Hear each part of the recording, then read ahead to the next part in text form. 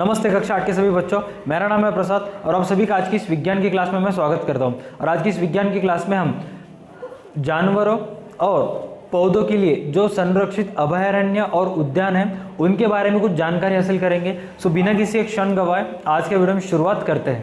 परिचय। यहां रहना बहुत अच्छा है। यहां हमें कोई नहीं काटता है। हाँ, आप ठीक कह रहे हैं। यहां तक कि हम कहीं भी आ जा सकते हैं और कुछ भी कर सकते हैं। यहां हमारी खाल व बालों के लिए कोई भी हमारा शिकार करने नहीं आता है। यह कैसे संभव होता है? हम एक अभयारण्य में रहते हैं। इसके बारे में और जानना चाहते हैं तो आइए इस पाठ को देखें। उद्देश्य। इस पाठ के अंत में आप निम्न करने में सक्षम हो जाएंगे। पेड़ पौधों और जंतुओं के संरक्षण हेतु विभिन्न संरक्षित क्षेत्रों को सूचीबद्ध करना, वन्य जीव अभयारण्य, राष्ट्रीय उद्यान एवं जैव मंडल संरक्षित क्षेत्र का वर्णन करना। निर्वनीकरण। मित्रों, पृथ्वी पर अनेक प्रकार के पेड़ पौधे व जीव जंतु पाए जाते हैं। वे मानव जीवन के लिए बहुत उपयोगी हैं, लेकिन इन जीवों की उत्तरजीविता के लिए सबसे बड़ी त्रासदी निर्वनीकरण है। निर्वनीकरण का अर्थ है वनों यानी जंगलों की सफाई करके उस भूमि का अन्य उद्देश्यों के लिए उपयोग करना। निर्वनीकरण के कुछ प्राकृतिक कारण भी हैं, जैसे जंगलों में लगी आग और गंभीर सूखा इत्यादि। निर्वनीकरण के मानव निर्मित कारणों में वृक्षों का कटान शामिल है। यह कटान फर्नीचर बनाने या लकड़ी को ईंधन के रूप में इस्तेमाल के लिए किया जाता है तथा साथ ही साथ उस भूमि का कृषि कार्यों, भवन निर्माण, कारखाने आदि स्थापित करने के लिए भी किया जाता है।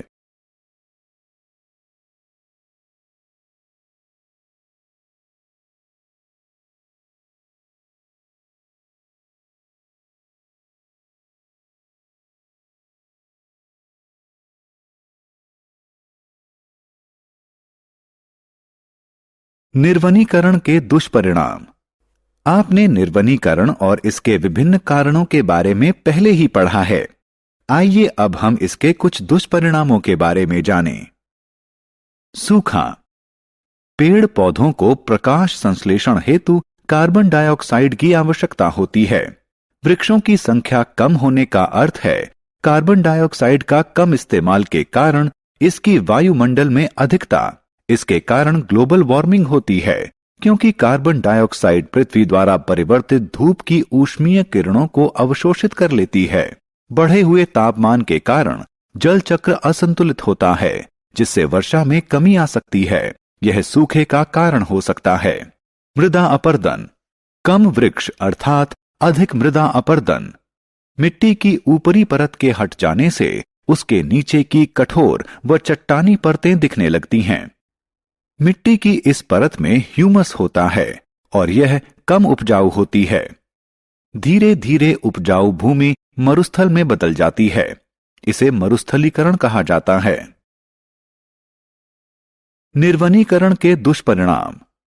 निर्वनीकरण के कारण मृदा की जल धारण क्षमता में कमी आ जाती है, जो बाढ़ का कारण बनता है। मृदा की सतह से भूमि के भीतर जल के रिसाव में कमी आती है। परिणाम स्वरूप बाढ़ की स्थिति उत्पन्न होती है। वन्य जीव जंतुओं पर प्रभाव। वन अधिकांश वन्य जीव जंतुओं का वास स्थल है, इसलिए निर्वनीकरण के कारण उनका जीवन भी प्रभावित होता है।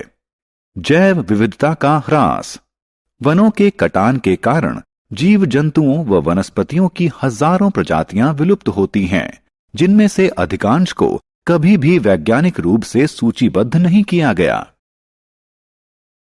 वनों एवं वन्य जीवों का संरक्षण।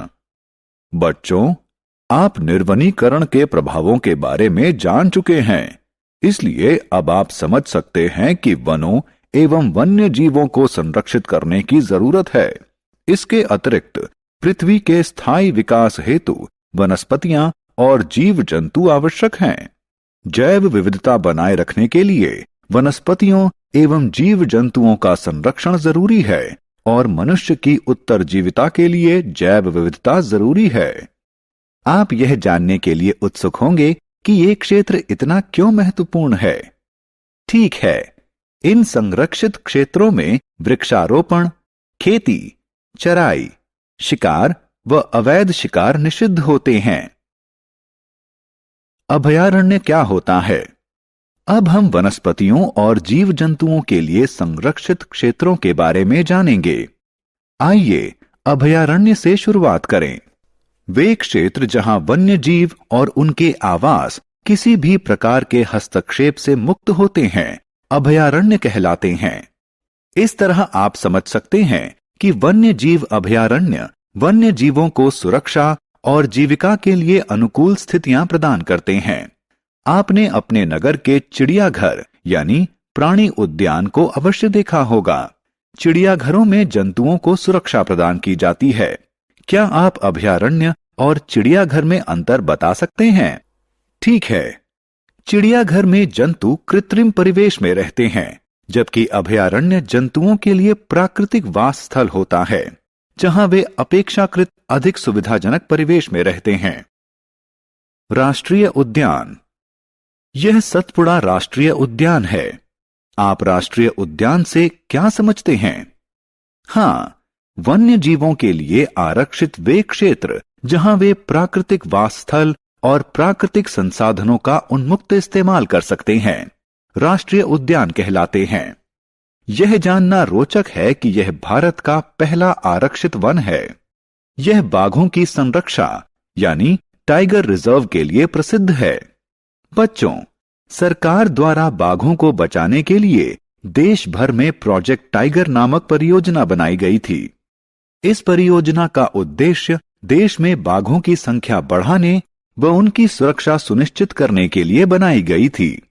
सतपुड़ा राष्ट्रीय उद्यान के अतिरिक्त वन्य जीवों के संरक्षण के लिए कॉर्बेट, काजीरंगा, कान्हा एवं रणथंबोर नामक अन्य राष्ट्रीय उद्यान निर्मित किए गए हैं। जैव मंडल संरक्षित क्षेत्र। आइए अब हम जैव मंडल संरक्षित क्षेत्र को देखें। वन्य जीव, वनस्पति, जंतु संसाधन एवं जनजातियों की परंपरागत आजीविका हेतु संरक्षित विशाल क्षेत्र जैव मंडल संरक्षित क्षेत्र कहलाते हैं। ये जैव विविधता और उस क्षेत्र की संस्कृति को बनाए रखने में सहायक हैं। क्या आप जानते हैं, जैव मंडल संरक्षित क्षेत्र में अन्य संरक्षित क्षेत्र भी हो सकते हैं? हाँ, मैं आपको एक उदाहरण देता हूं। पचमढ़ी जैव मंडल संरक्षित क्षेत्र में सतपुड़ा राष्ट्रीय उद्यान स्थित है और बोरी व पचमढ़ी नामक 2 वन्य जीव अभयारण्य स्थित हैं।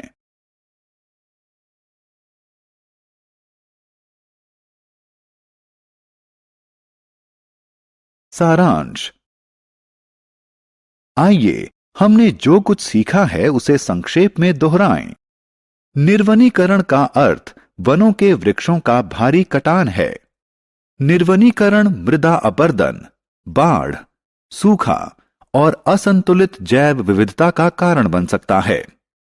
वन्य जीव अभयारण्य, राष्ट्रीय उद्यान और जैव मंडल संरक्षित क्षेत्र वनों और वन्य जीवों के संरक्षण हेतु बनाए गए हैं। आप सभी बच्चों का तहे दिल से धन्यवाद इस वीडियो को फिर से एक बार देखने के लिए। आपसे उम्मीद है कि आप इस वीडियो को लाइक करोगे, इस वीडियो की लिंक आपके फ्रेंड के साथ शेयर करोगे और हमारे यूट्यूब चैनल को सब्सक्राइब करोगे। अगर आप एक बच्चे के माता पिता हैं तो आपसे ये उम्मीद है कि आप प्ले स्टोर से जाकर DA2 अकेडमी का ऐप डाउनलोड करोगे, ताकि आपको 4th स्टैंडर्ड से लेकर 12th स्टैंडर्ड तक सारे के सारे चैप्टर्स की वीडियो मिलते रहेंगे। आज की वीडियो के लिए बस इतना ही। तब तक के लिए देखते रहे हमारा YouTube channel DA2 academy. Stay connected, अपना ख्याल रखना। मिलते हैं नेक्स्ट वीडियो में।